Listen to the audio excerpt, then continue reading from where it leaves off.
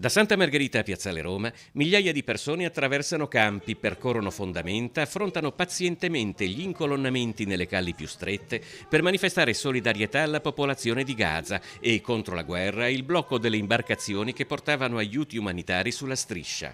Ed è un corteo che cresce lungo il cammino. La prima stima di 2000 partecipanti viene continuamente aggiornata al rialzo.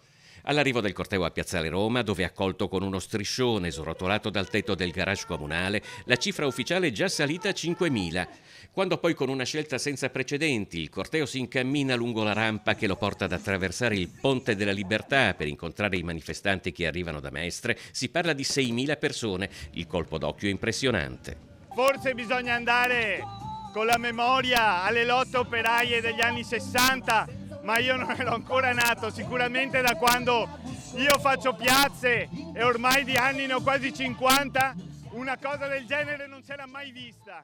Sopra il ponte i due cortei si fondono in un unico blocco che supera le 25.000 persone. Venezia, Mestre, Porto Marghera sanno che del mondo bisogna avere cura.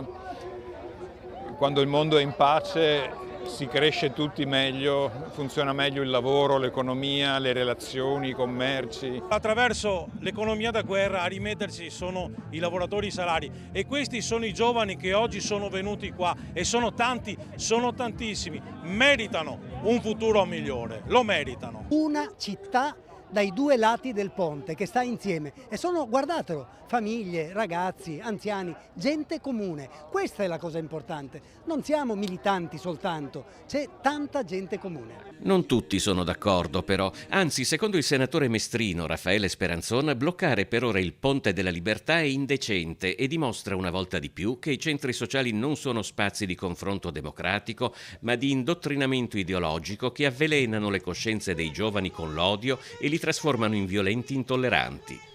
Che a Venezia, o più in generale in Italia, non tutti la pensino come loro, lo sanno anche le decine di migliaia di persone che oggi da Venezia e Mestre si sono incontrate sul Ponte della Libertà. Non spero niente da parte del governo, credo che i popoli in questo momento stiano facendo la loro parte, stiano facendo il più grande lavoro che un popolo possa fare, cioè unirsi, scendere nelle piazze, far sentire la propria voce e ribellarsi agli stati autoritari, agli stati genocidi.